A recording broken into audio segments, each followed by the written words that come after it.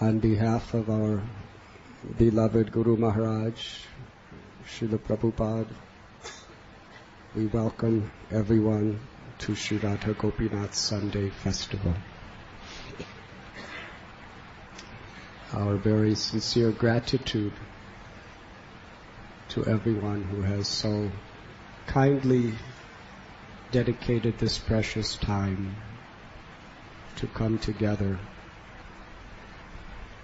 to help purify each other's hearts through hearing and chanting the glories of Sri Sri Radha Gopinath. Today we are very specially fortunate. Three of Srila Prabhupada's very dear, empowered associates have mercifully descended upon us. I will give brief introduction to each of them because the program is running late. Everyone knows very well His Holiness Jayadvaita Swami Maharaj, one of the senior most devotees of our society. He joined in the mid-60s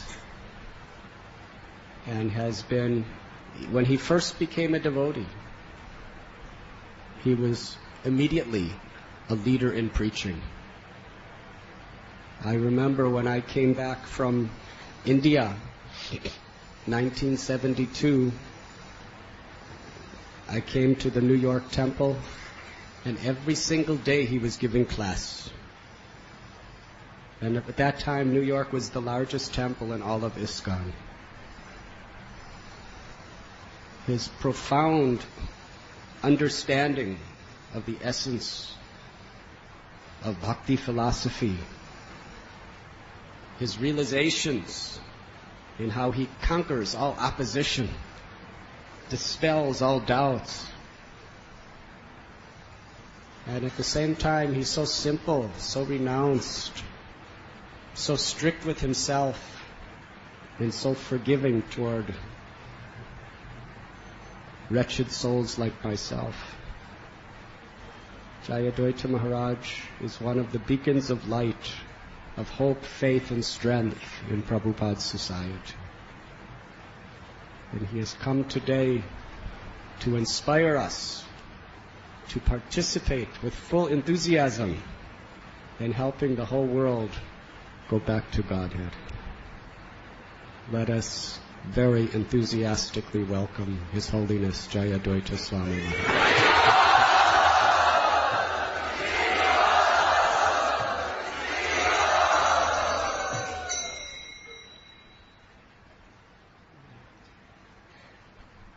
To his left is sitting the illustrious Niranjan Swami Maharaj,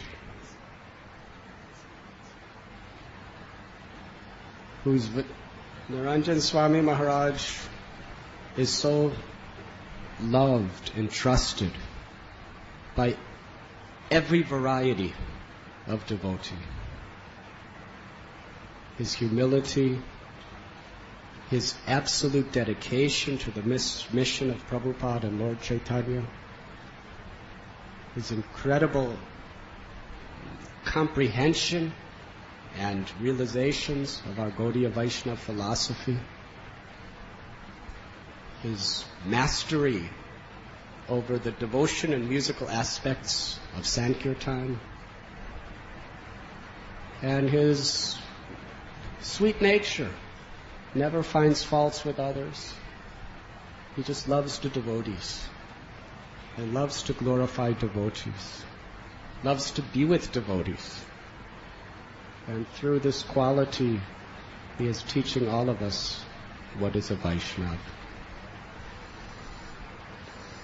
Recently, we both fasted for 1 month, and we shared many realizations which are too confidential to discuss in public. Mostly dealing with prasad.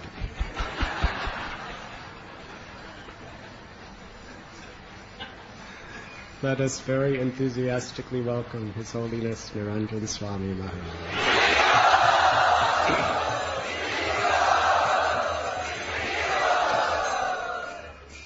Today it is my very great honor and pleasure to introduce our featured guest, Gopal Bhatta Prabhu. Gopal Bhatta Prabhu,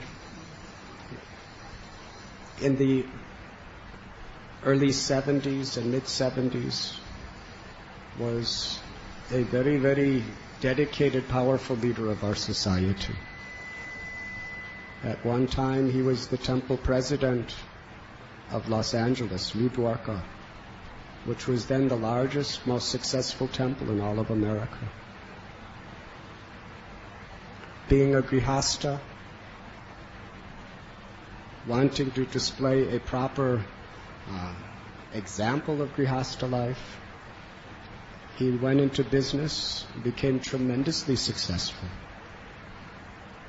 tremendously skilled in utilizing material and corporate skills and dovetailing them in Krishna service. Today, all over the world, the leaders of the BBT, the leaders of the GBC, the leaders of all of America are calling upon him, literally crying at his door, asking for his spiritually realized guidance, packaged with a very, very Krishna-conscious perspective of how to actually make bhakti flourish within the world.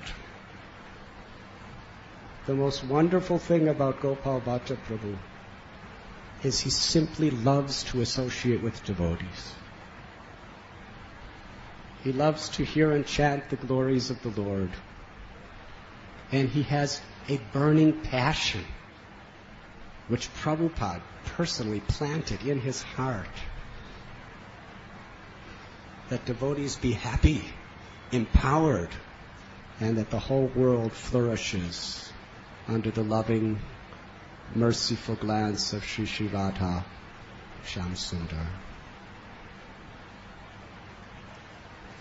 All over the world, literally, devotees, and especially leaders, are looking to him for guidance.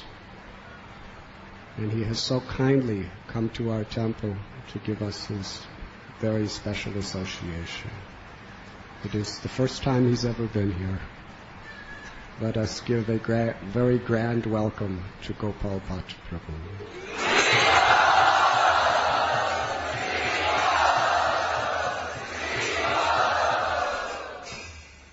And we also have Gopal Bhatta Prabhu's son, Devala.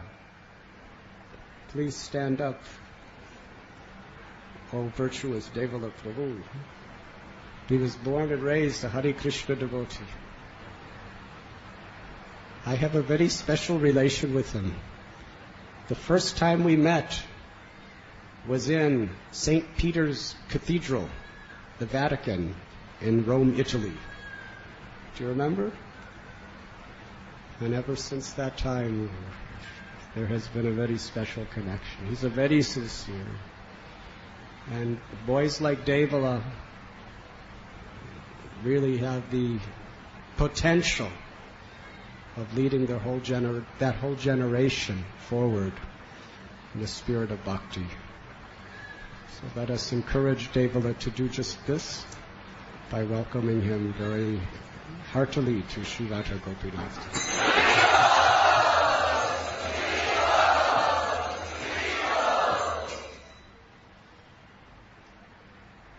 Thank you very much. Gopal Bhatta Prabhu, thank you very much for coming.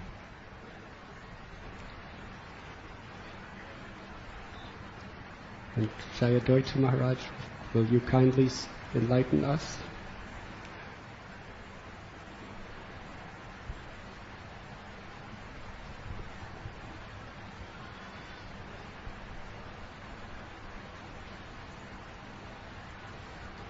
Maharaj isn't leaving me time to speak against those two nice things he said, so I'll just speak philosophy. This, as Maharaj alluded to, the devotees at Radha Gopinath Mandir have undertaken to make a special effort to acquaint people with the message of Back to Godhead. Srila Prabhupada started the Back to Godhead magazine in his householder life in Delhi. Actually, Prabhupada was publishing the BTG to give people the message of Krishna. Godhead means Krishna. The original, actually, I was thinking of this term in a very philosophical way, that Godhead means the absolute truth seen in a sort of a technical manner. But Prabhupada explained one time the meaning of Godhead. That Krishna's Godhead, Prabhupada said, means that he's the head God.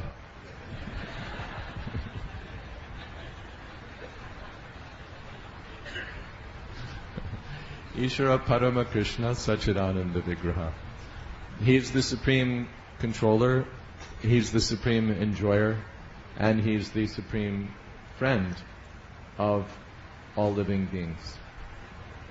And he comes to this material world to invite us to join him in the spiritual world. The material world, Srila Prabhupada explained, is no place for a gentleman. Our real home is in the spiritual sky with Krishna. Krishna in Bhagavad Gita, Ananya Cheta Satatam Yomam Smarati Nityushaha Tasyaham Sulabha Partha Nityayuktasya Yogina. The Lord says, for anyone who always thinks of him and always engages in his service, he's very easy to obtain. Sulabha. Sulabha. So the purpose of the Back to Godhead magazine, the purpose of the Hare Krishna movement, is to give us the opportunity always to think of Krishna. Ananya Cheta Satatam. Without the need to divert our attention. Even if we have other work, that doesn't mean that we have to divert our attention from Krishna. Krishna told Arjuna, Mamanusmara Yudhyacha. You think of me and fight. It's not that Arjuna, in order to fight, had to forget Krishna. He was thinking of Krishna and fighting. So whatever one's duty, whatever one's work, whatever one's situation in this material world, one can think of Krishna. It's only a question of technique, a question of molding our lives in such a way that we'll always remember Krishna and never forget Krishna. Srila Prabhupada gave the example, the Acharyas give the example, that some woman is married, but she has another lover. So she's doing her housework very nicely, but her purpose is that my husband may not discover what's going on. But within herself, she has an appointment sometime to meet her lover, so she's thinking, when will that time come? When we'll be able to meet? While she's very busy in her work, her mind is completely absorbed in that next meeting with her lover. So this is lover consciousness, material. But the spiritual counterpart is Krishna consciousness. If it's possible materially, over some mundane lover, then what to speak of spiritually? Krishna is so much more attractive than any mundane lover. So much so that Rukmini said that anyone who's not married to Krishna is married to someone who's just a bag of mucus, bile, and air with some hair on his head and some eyebrows stuck on.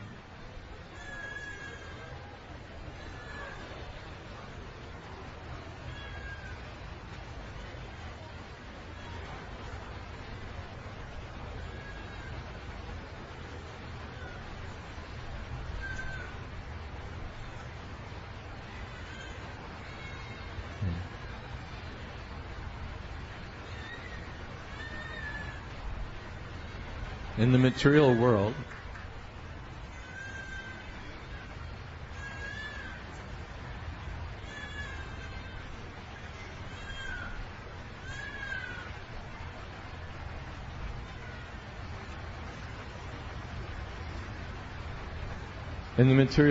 we're all imprisoned in material bodies which are giving so much botheration, even from babyhood.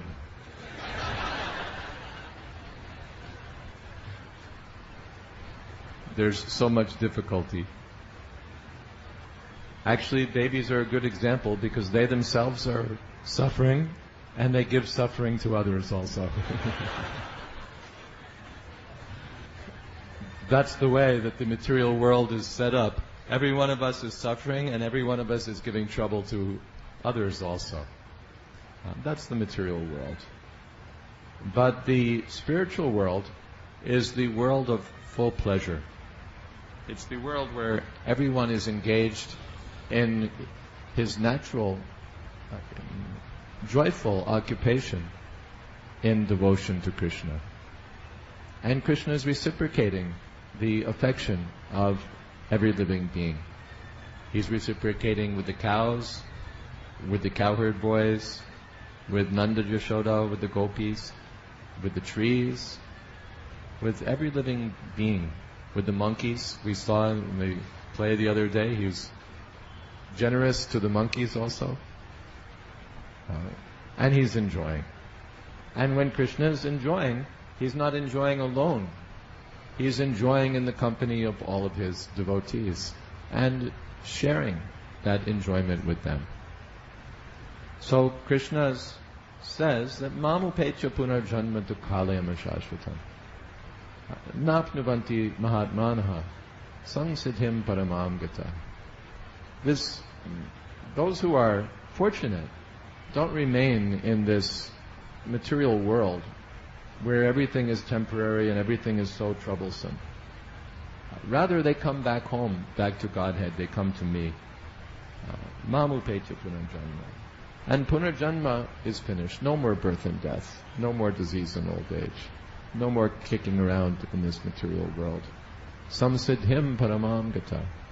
They attain the supreme perfection by becoming eternal associates of Krishna. The impersonalists are also unfortunate because after undergoing so much trouble to get free from this material world, they lose their personal identity and their opportunity to associate with Krishna. Aruya Krishnena param padam tata patantyatho. But by retaining our personal identity and developing a loving relationship with Krishna, we can attain eternal perfection and never come back. Never come back to this material world. Even if one goes to the planet of Brahma, one has to come back. Therefore, we're not interested in going anywhere else. Our goal is how to go back home, back to Godhead. And at the same time, we're interested in, we don't want to go alone. We want to follow Prahlad Maharaj, who told Lord Nrsingadev that I don't want to go back to Godhead by myself, but I want to bring everyone else with me. So that was Srila Prabhupada's spirit, and in that spirit he started the Back to Godhead to give everyone the message of Krishna. And I'm very happy that there's a special effort to distribute that message over this coming month here at Radha Gopinath Mandir. Actually, Radha Gopinath Mandir, everyone is always distributing the message of Krishna. It's just sometimes one way, sometimes another way, sometimes another way. So it's very wonderful. And I'm sure Srila Prabhupada is always pleased with those who are endeavoring to spread Krishna consciousness, those who are endeavoring to come to Krishna consciousness, those who are associating with Krishna consciousness. Any touch with Krishna makes us fortunate, and the more we serve Krishna, the more our life becomes successful. Thank you very much. Hare Krishna.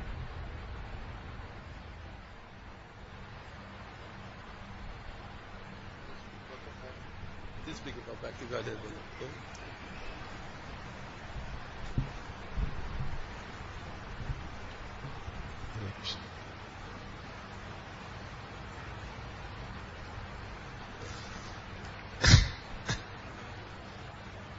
Om Ajnanatimirandasya Gananjana Salakaya Chakshu Unmilitam Yena Tasmai Shri Gurave Namaha Mukam Karoti Vachanam Pangam Nangayate Garim Yakripatamaham Vande Shri Guru Dinatanam.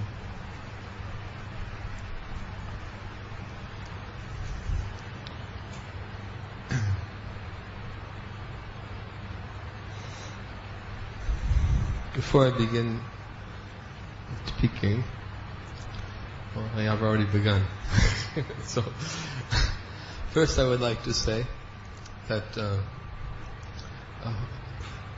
I would like to give a few additional words to what Raadhanath Maharaj has said about these distinguished Vaishnavas. I'll speak briefly on this subject, but I felt compelled to speak about it. And I feel very fortunate always to be in the association of His Holiness Jayadvaita Maharaj. He's always been a very great source of inspiration for my spiritual life.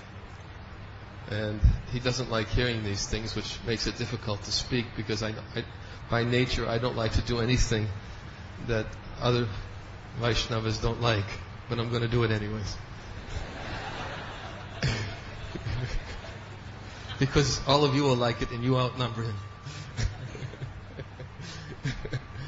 But he's always been a very great source of inspiration for my spiritual life. I've known Jayadvaita Maharaj for many years, and I have fond memories of associating with him back in the 1970s, when he would be very kind to me and regularly come up and visit me when I was a Bhakti director in Manhattan.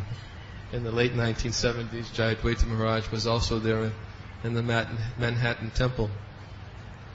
And sometimes senior devotees would come. At that particular place could sometimes become, for me at that time, a very lonely place. I was a Bhakti director in Manhattan Temple. Inside the temple there were, I think, about 220, 230 devotees living at that time. Big skyscraper building that we had, and I was the Bhakti director on the 6th floor, and sometimes I'd be there with 30, 40 new bhaktas and guests, trying to train them and educate them, and they were all people who had, some of them literally just off the streets in Manhattan. And it wasn't such an easy task that was asked of me. And I was very much dependent, even at that time, for association of senior godbrothers. And Jayadvaita Maharaj would come very regularly and just open the door, walk in and sit down and start speaking a few words of encouragement to me. And I became so grateful for that association he gave me in those difficult years. But I've never been able to forget his companionship and encouragement he gave me at that time. And that was it marked the beginning of our association, but we had much association since then as well. But one thing that always astounded me about his character, for which he's recognized even today, is his simplicity and renunciation.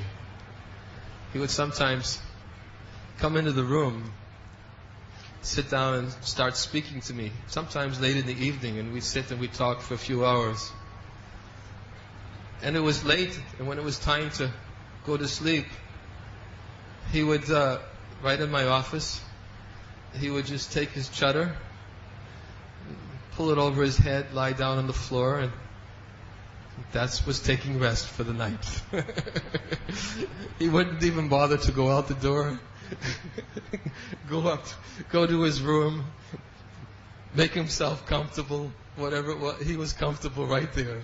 Time to go to rest, take rest. He just pulled his chadar over his head, and that's where he was for the night. would wake up in the morning, before I did, of course.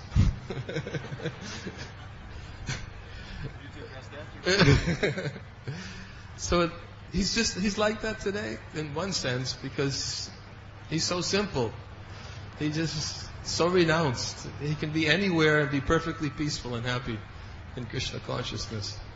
So I admire this quality in him, and it gives me a great source of inspiration, of something to strive for in my own Krishna consciousness. So, no. It's my turn to speak.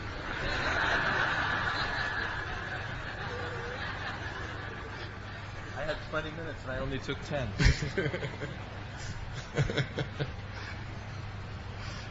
The real story is that I was coming regularly to take Maharaj's association. All I knew how to do back then, practically speaking, was go to sleep. So I used to come and get Maharaj's association and become enriched in Krishna consciousness. And now I just push a pen around, and he's preaching in Ukraine, he's preaching in Russia, he's doing such wonderful preaching. And he doesn't consider who's his disciple, who's somebody else's disciple, who's this person, that person. He just extends himself to all the devotees. And I'm just always in awe of his compassion and his enthusiasm for spreading Srila Prabhupada's message. Interesting. Well, and now you can talk about someone else. Okay.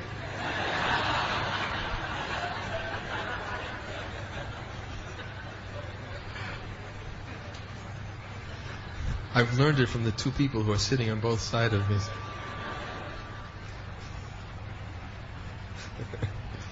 I will speak about somebody else. I want to speak about Gopal Bhatta Prabhu. I just want to make an additional point, because I have a very close relationship with Gopal Bhatta Prabhu. He's a very, very dear godbrother of mine. And there's one aspect which Raadhanath Maharaj very nicely presented this evening about Gopal Bhatta Prabhu, and actually he covered everything in one sense: his devotion, his dedication to Prabhupada, and his skills that he has for organization and applying those skills to help benefit our movement. But Gopal Bhatta Prabhu and myself, we spent a significant amount of time a couple of years ago, and last year as well, in Vrindavan and Govardhan. And at that time, Gopal Bhatta Prabhu was coming to Vrindavan, and the only absorption he had in his consciousness at that time is he wanted to awaken a deep attachment to chanting the holy name of the Lord, because he felt that at that point in his spiritual life, although he's always been chanting his 16 rounds very dedicatedly throughout all of these years, he felt that at this particular point in his life, he really wanted to increase attachment, genuine, pure attachment to chanting the holy name of the Lord. And he was going, not just to myself. I got more inspiration from his association than I'm sure that he got from mine, just by seeing how attached he was to wanting to hear about the holy name. But he would go to so many different Vaishnavas and very humbly just sitting in their presence and hearing and asking very wonderful questions, all related to the holy name. And that was his only meditation, day in, day out, day in, day out. Vaishnavas going, sitting and hearing from them about the glories of the holy name of the Lord. And I feel that seeing that example in his character, and then seeing him subsequent to this visit to Vrindavan, and how deeply he was trying to enrich his own life through chanting the holy name of the Lord, that Krishna has reciprocated with his such sincere chanting, and the fruit of all that chanting is now he's performing so much service for Srila Prabhupada's movement. And Prabhupada said that when we're chanting Hare Krishna, we're praying to Krishna, please engage me in your service. Prabhupada would emphasize that is the definition of our prayer, petitioning the Lord, please always keep me engaged in your loving devotional service. And now, because of that attentiveness he had towards his chanting, that Krishna has brought him such wonderful opportunities to help expand the glories of the holy name of the Lord throughout every town and village, and he's actually dedicating so much of his energy. He was just telling me, just this morning we were speaking, how 1 month he had dedicated about 4 days of that month to his business, and all the rest of the time he dedicated to helping the leaders in North America to expand the chanting of the holy name of the Lord. And I feel that this is also a great, wonderful example that we should all look at. It's somebody who actually understands the importance of chanting purely, and the fruit of chanting purely is that Krishna will reciprocate. Sometimes I hear even devotees, sometimes they'll come to me in the former Soviet Union, they'll come and they'll speak to me and they'll say, I have no service. They feel like in their hearts, I don't know why, I just don't have anything to do. There's nothing. And actually, if we understand what is the essence of our Krishna consciousness, specifically in chanting the holy name of the Lord, and what does it mean to chant with feeling, attachment. If anybody who feels that they don't have any service, then they should look within themselves and try to understand, why do I not have any service? Have I really understood with the proper mentality how to serve the holy name of the Lord? Have I actually, each day, before chanting the holy name of the Lord, do I offer prayers and meditate on what is the meaning? What am I doing chanting 16 rounds? Sometimes devotees, they have a meditation that chanting 16 rounds a day means, the happiness of chanting 16 rounds a day means to finish them. Happiness is finishing my 16 rounds. That's it. Oh, now they're done. But how much do we actually, before chanting, submit ourselves? Because we're servants of the holy name. And we should actually submit ourselves with feeling, praying to Krishna. Please, I have no qualification. My heart is filled with so many obstacles on the path of devotional service. What qualification do I have to be a servant? I actually, if I look within myself and see the desires and attachments in my heart, I know that I have no qualification whatsoever. But you, Krishna, you have the power to bestow upon me the opportunity to be engaged in your loving devotional service. And unless I feelingly pray to you for this service, then how can I ever hope or expect to all of a sudden think that service will come by my efforts alone? Service comes from Krishna, and it comes down to disciplic succession. And if we actually want to be engaged in devotional service, we have to qualify ourselves to be given that most unique privilege to have somebody approach us on behalf of the Supreme Lord, on behalf of the spiritual master, and with a genuine desire to come forward and to give us an opportunity. Here, this service is available for those who actually are eagerly looking for it. Those who practiced day in and day out by dint of their meditation and by dint of their sincere chanting. And this is a wonderful example to look at. And his example is that he didn't say, all right, I'm going to come back and I have so many skills and I want to do this, I want to do that, you have to accept. He said, no, I want to serve the holy name of the Lord. And by serving the holy name of the Lord, everything else will naturally come from that. So I see that by that example, by that desire, that fervent desire within his heart, that Srila Prabhupada, understanding his desire, has given him so much service now to assist. So all the senior leaders practically in North America, as Maharaj said, they're calling him. What What can we do? How should we organize this? What can we do this like that? Asking so many questions, and the reciprocation is all coming from that chanting of the holy name of the Lord. So similarly, we should try to look within our own hearts as well and try to examine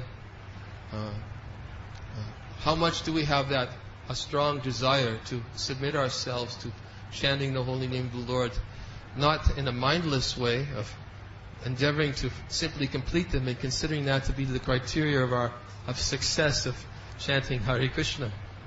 The criteria of our successful chanting is actually how much we've, as Maharaj very nicely explained also in his presentation, is how much are we remembering Krishna? How much are we depending upon Krishna?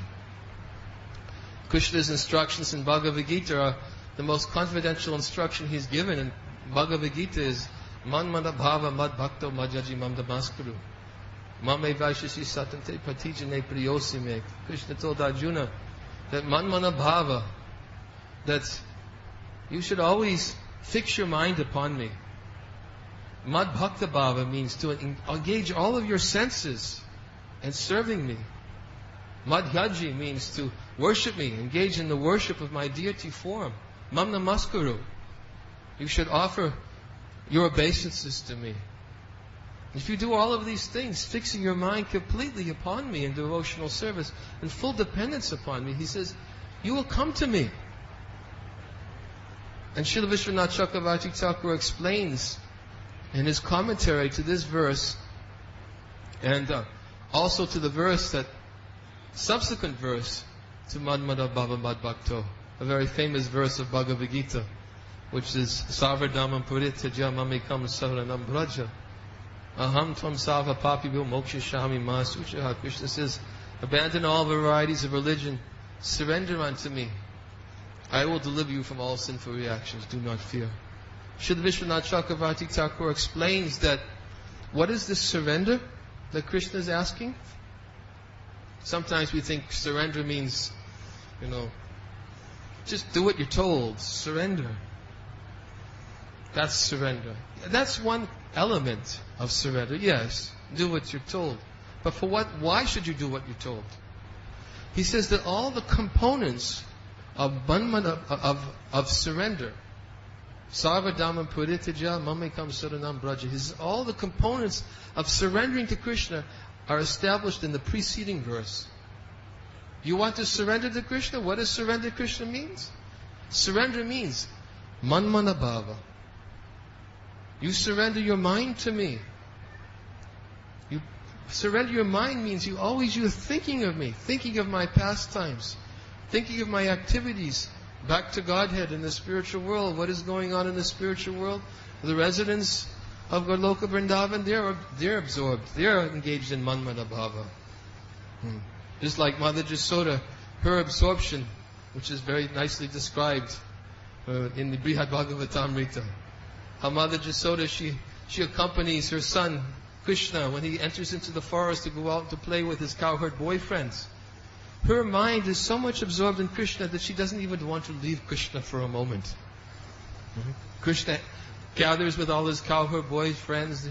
They're all playing their flutes and buffalo horns, and Mother Jasoda, she's walking out to the outskirts of the village with Krishna, and Krishna stops and turns to Mother Jasoda. Mother Jasoda, what is she thinking? She's just simply thinking of Krishna. She doesn't want to leave. She does all these different arrangements. First she gives him some pan to chew, then she leaves and turns back to go, and then she stops, she turns around, then she gives him something to eat, then she turns around as if to return, she stops, she looks at Krishna, then she comes back and adjusts her clothes, his clothes. Then she turns away back to return home. And then she comes back and instructs Krishna to be careful before entering into the forest.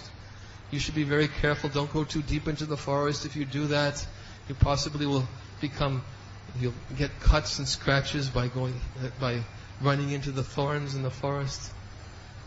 Then she turns back as if to return. And then she turns around, looks at Krishna, and she comes back and she says to Krishna, all to Krishna's friends, you should protect Krishna, stand on all sides of him. Her mind is absorbed, Manmana Bhava. That is the goal of chanting. Her love for Krishna is so intense that for a moment she cannot take her mind off of Krishna. That is how we should surrender our minds to Krishna. When we're chanting Hare Krishna, we should be surrendering our minds completely to the lotus feet of the holy name of the Lord. Praying, please let me always think of you. Smartavyam satatam Vishnu vismartavyo nijatuchit. All the rules and regulations that we're performing, including the chanting of our japa, and including the temple worship, everything is meant to help us to fix our minds upon Krishna and to never forget Krishna. That is Man Mana Bhava. And Mad Bhakta Bhavam is just like Maharaj Ambarish, who utilizes all his senses completely for the service of the Lord. His ears for hearing the pastimes of the Lord, his tongue for speaking the glories of the Lord, using his hands for cleansing the temple of the Lord, his feet walking to the temple of the Lord, his hands for touching the bodies of Vaishnavas and taking the dust of their lotus feet, placing them on his head. Full engagement of all of his senses in the service of the Lord. So, this is the preparation for going back to Godhead. Jayadvaita Maharaj spoke about going back to Godhead and how he was the goal of going back to Godhead is Godhead, as he said that Srila Prabhupada said that Godhead was that Krishna is the head God. So in Goloka Vrindavan, Krishna is the head God. He's always the Supreme Personality of Godhead. But in Goloka Vrindavan, he assumes that role of becoming completely submissive and subordinate to the loving service of his devotees. The head God, all that Godhead or head God is completely covered by Yogamaya, so that everybody is actually looking at Krishna as son, friend, and lover, and absorbed 24 hours a day in thoughts and remembrance of him, and serving him in the ways which are most pleasing to him. Going back to Godhead means to prepare ourselves to go back to Godhead by remembering the pastimes of the Lord, hearing about his activities, praying to him for the opportunity to always remember him, and praying to him for the opportunity to serve him by keeping ourselves always closely in the association of superior Vaishnavas, whose every desire and wish and every word is giving us another opportunity to help us remember that we're servants of Krishna by becoming servants of the Vaishnavas. We actually, when we imbibe this consciousness and we chant the holy name of the Lord in this spirit, we'll see that in the association of so many exalted Vaishnavas that we'll never have an opportunity to say, I have no service.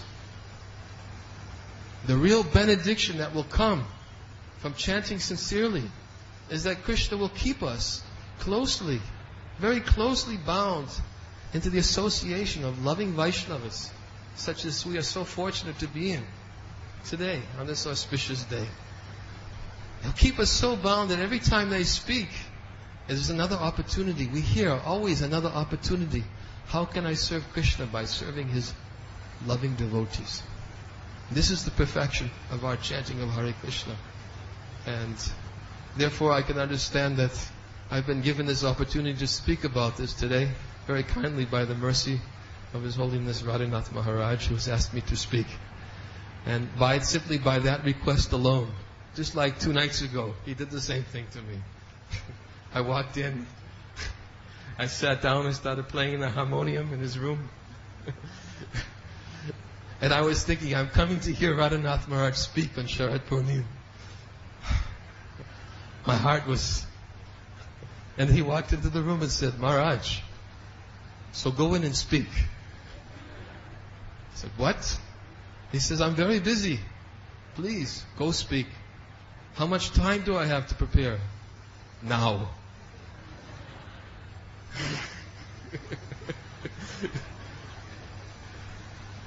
He's always so kind to me. So kind to me. Anything he says is in order. Is an order. I take it on my head as an order from his lotus mouth.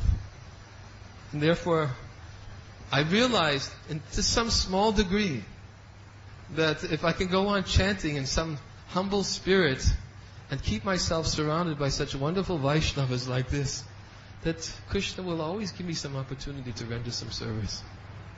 So, thank you very much, Raadhanath Maharaj, for your kind association and for your loving friendship and everything else that you're giving me in this life.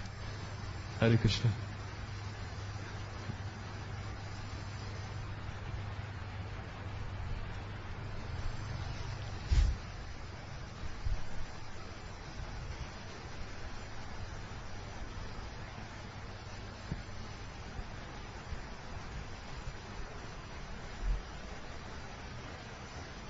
I am speaking only because Raadhanath Maharaj has demanded that I speak.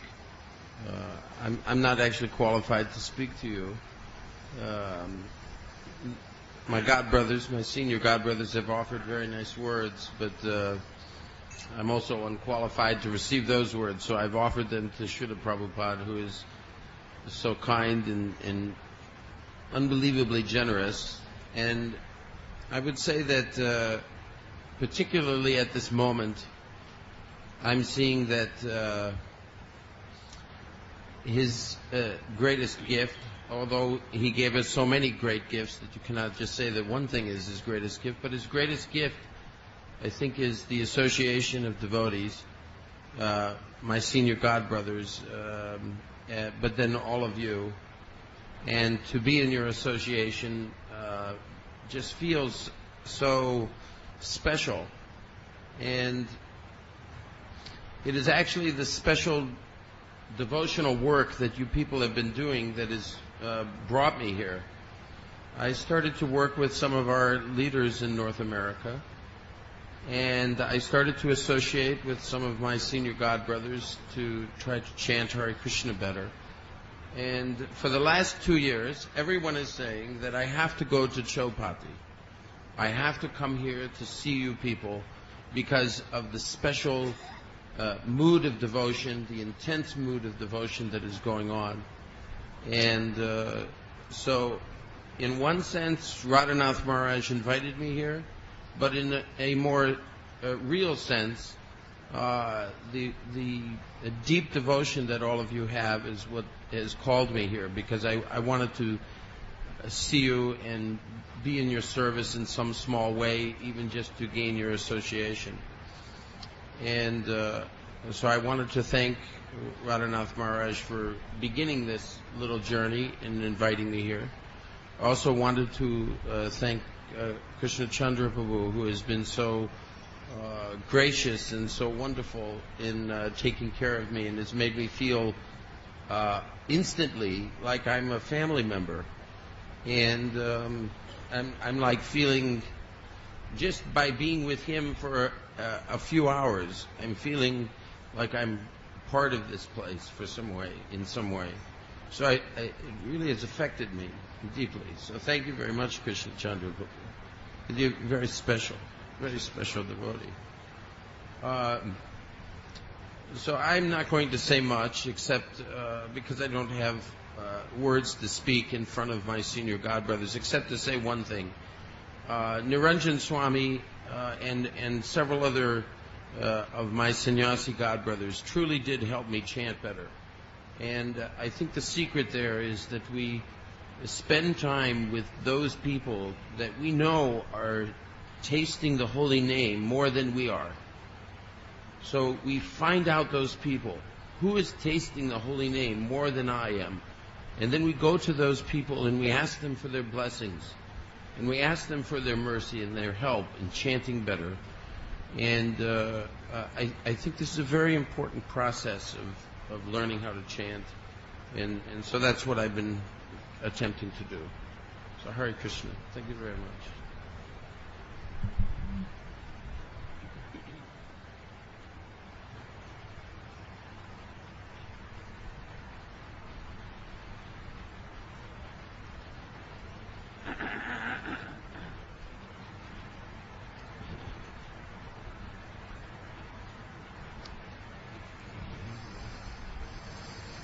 Last week, during the drama festival, we witnessed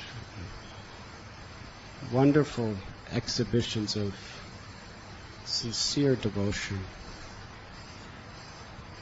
Each of the 4 dramas that the devotees performed was so unique and so deeply filled with sincerity.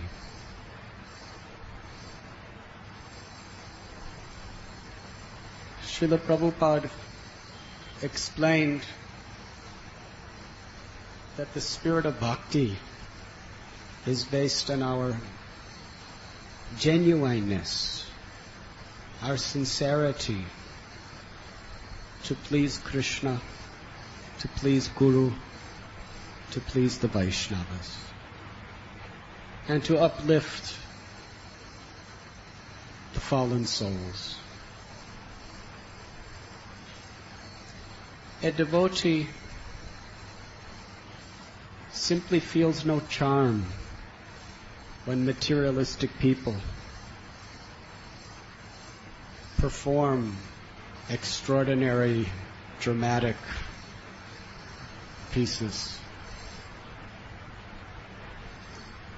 There's no charm in the music of people who are addicted to money and prestige.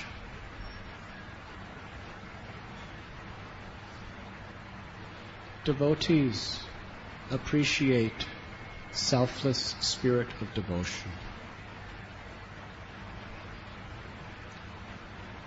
These devotees practiced for months together,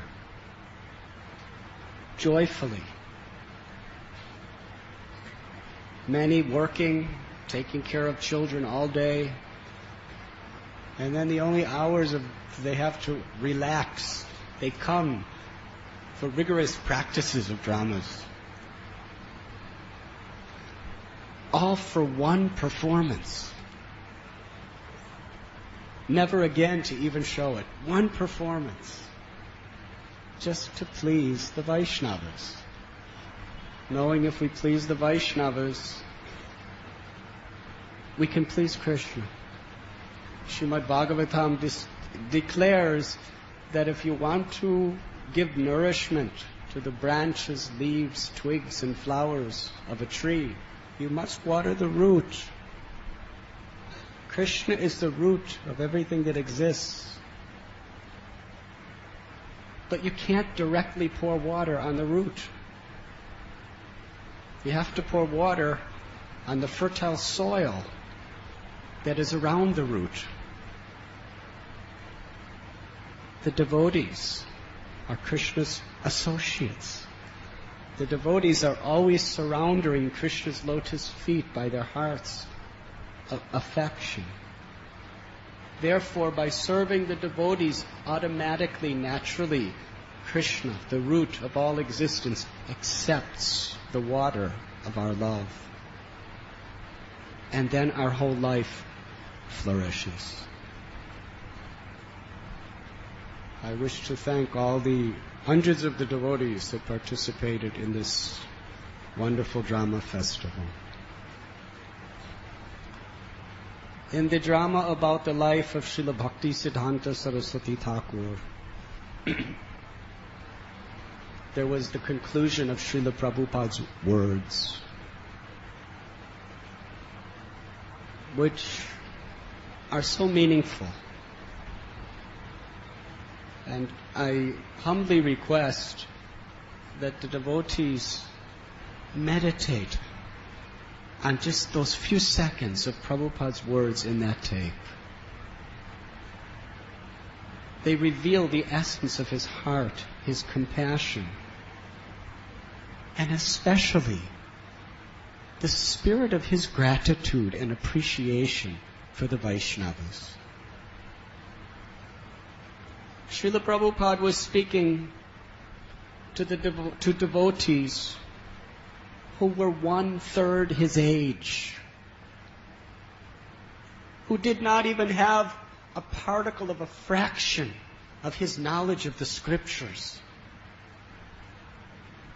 He was a Paramhamsa who was simply allowing the oceanic love and compassion of his heart to flow and drown people's lives with meaning, with hope, with faith, and with love. He was speaking to primarily neophyte devotees who were struggling to control their minds and senses, struggling to maintain some sadhana. Many of them slipping and falling, and Prabhupada having to come and personally just pick them up again and again to keep them on the path.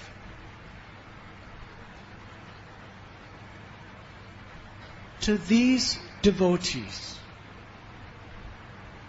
who were his own disciples, exclusively dependent on his compassion in every step of their spiritual lives, Srila Prabhupada was revealing his heart. He was actually weeping, crying, thinking of the mercy of his Guru Maharaj upon him, thinking of the mercy of his Guru Maharaj on all of us. He was begging, he was pleading that we carry on this great mission.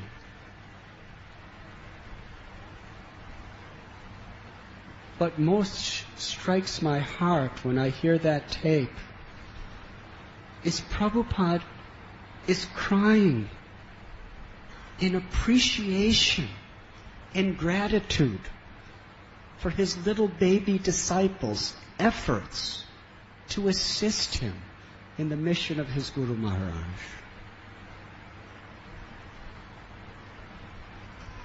He said he's old, and at any time he could be taken away, pleading with us, please carry on this great mission, thanking us again and again for whatever efforts we have made to help. That is the heart of one who actually loves Krishna.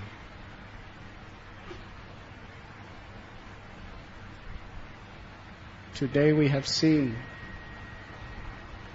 how Prabhupada has empowered the hearts of these exalted devotees with such deep appreciation, gratitude, and affection for each other.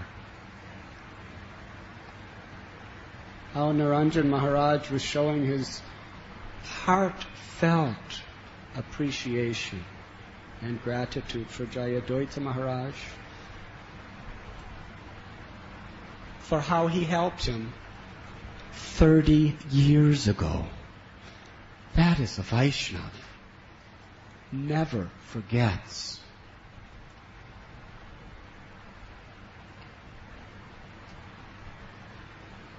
His heart is eternally conquered because Jayadvaita Maharaj so kindly came and slept on his floor and gave him some association which was so precious because it was so real.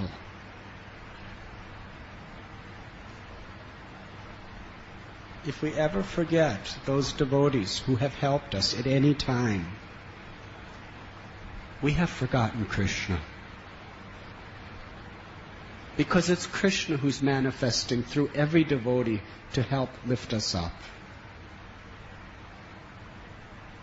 If we lose our gratitude for any devotee who has ever once sincerely chanted the holy name, that's a deficiency in our appreciation of Krishna.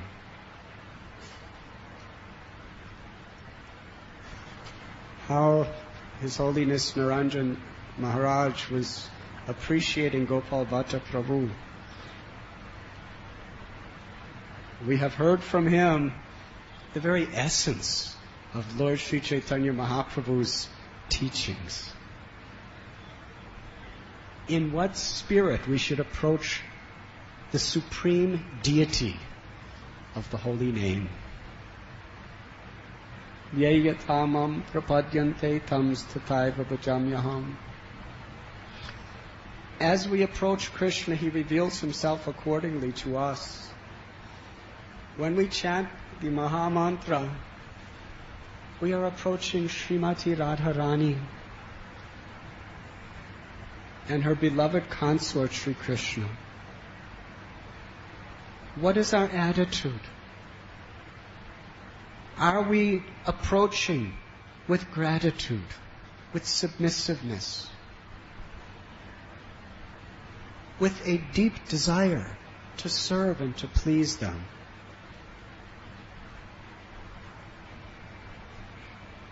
If we are not properly loving and respecting devotees, do you think Krishna appreciates our calling out his holy name? Not very much. In fact, Sri Chaitanya Mahaprabhu was so bold to declare that if you're criticizing, if you're blaspheming my devotees, that when you chant the name will come to punish you. Hare Krishna. So much for the seventh offense to the holy name of committing sins. What to speak of the first offense? If we're blaspheming devotees, if we can't love and appreciate devotees, then Krishna's name will deal with us according to what we need. Gopi Bhartur Padakamala Yora Dasa Dasa Dasa Anudas. Unless we capture the spirit of servant of the servant of the servant, Trinaravi Sunichena Toror Iva Sehishnuna Amanina Manadena Kirtanya Sadahari. Unless we make this our ideal, our aspiration in life, Krishna is not going to be pleased to fully reciprocate with us as we're chanting his name. Srila Prabhupada taught us that 99% of all of our spiritual advancement is in chanting Hare Krishna. But he gave us all of his books. He gave us the association of devotees.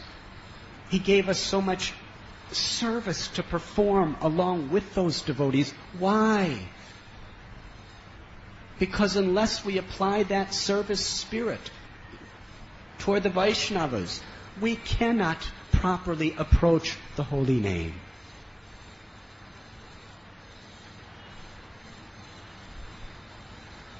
So when we approach the holy name, we should introspectively evaluate what is the quality of my service attitude in life. This determines how I can actually approach the Maha Mantra.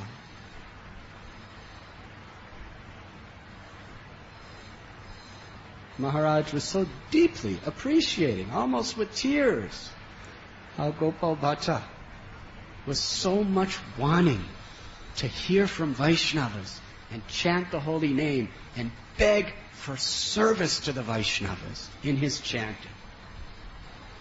And thus Krishna has showered so much service on him, he hardly has time to do anything else. What a gift, what a blessing to have so much service. We should feel so unqualified to render any service to anyone. But yet causelessly the devotees are so merciful. They're actually coming to engage us in their service.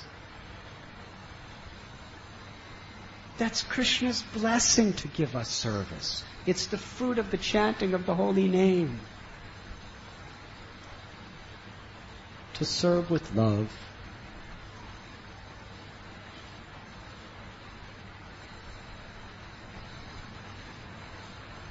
all of these wonderful devotees who have come before us today have expressed such genuine appreciation, affection, and gratitude. We must learn this from them. Because without that, bhakti is superficial. Srila Prabhupada taught us that. There is the famous story which you have heard of the drunkard who came in 22nd Avenue for no other purpose but to use the toilet. Because when you drink alcohol, that is one of the side effects. What goes in must come out.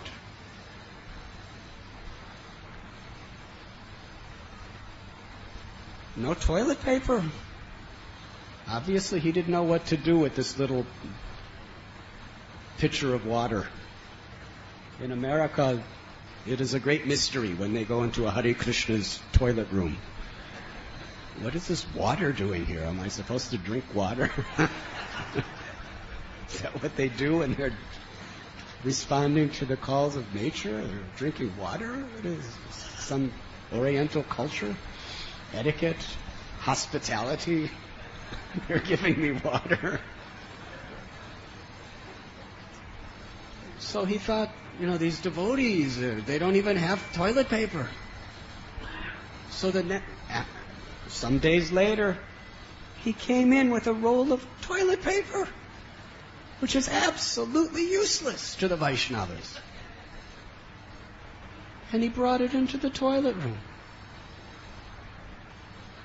Some of the devotees were probably thinking to just throw him out. But Prabhupada treated him with respect as a gentleman who has come to serve. Prabhupada had affection. Prabhupada had gratitude because he came to help him.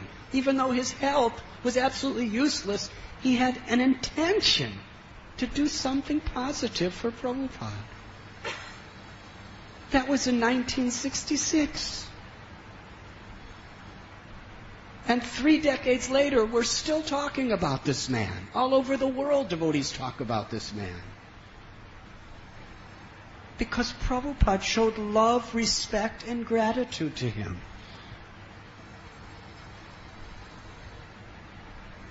That is the heart of a Vaishnava. That is the heart of one who has actually taken shelter of Krishna's holy names.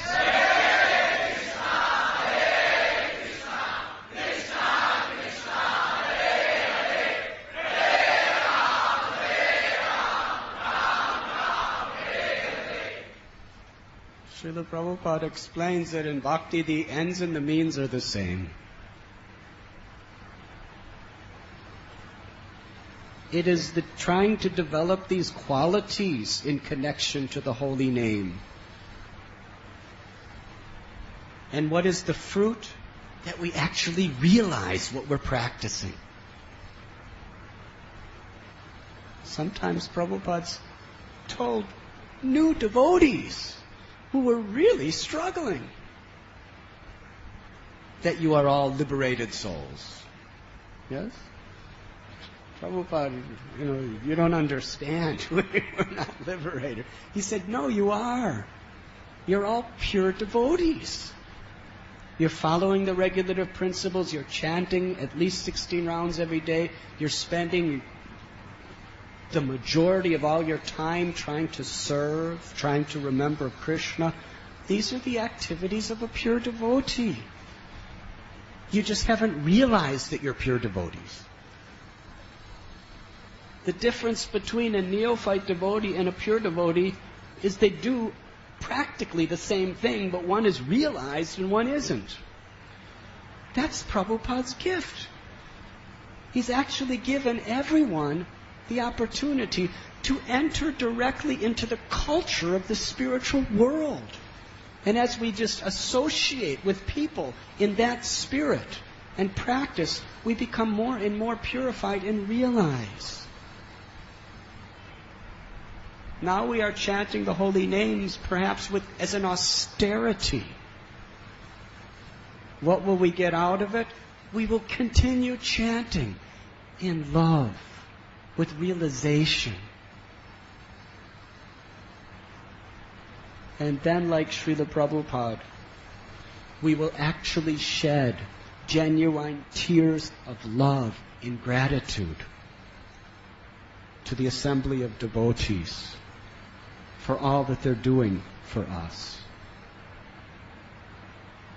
If that is the way the great Paramhamsas think, how grateful we should be. We are utterly dependent on the tolerance, the mercy, and the kindness of the Vaishnavas. So let us learn how to appreciate each other as the senior Vaishnavas are appreciating each other.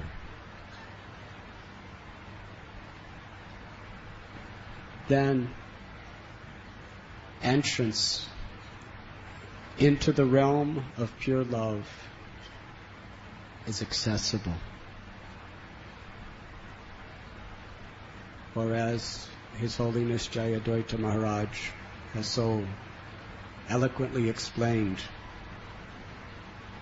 we could tread the real path back home, back to Godhead.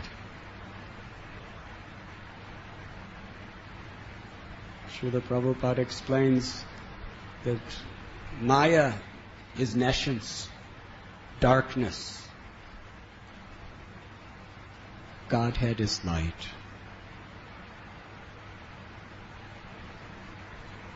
A Vaishnava is one who, in association with the light of the holy name and the devotees, gives light to the world through our words, through our actions, through our thoughts, through our prayers.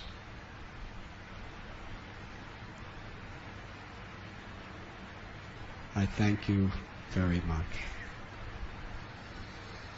At this time, let us express our deep gratitude to Gopal Bhatt Prabhu, Jayadvaita Maharaj, Naranjan Maharaj, by performing very, very enthusiastic, sincere Sankirtan. Is that possible? Let us chant very loud from our hearts. We are not musicians or theatrical performers or dancers. We're just simple, humble devotees who want to please Krishna and glorify Krishna and make everyone happy in doing so. That's all. Thank you.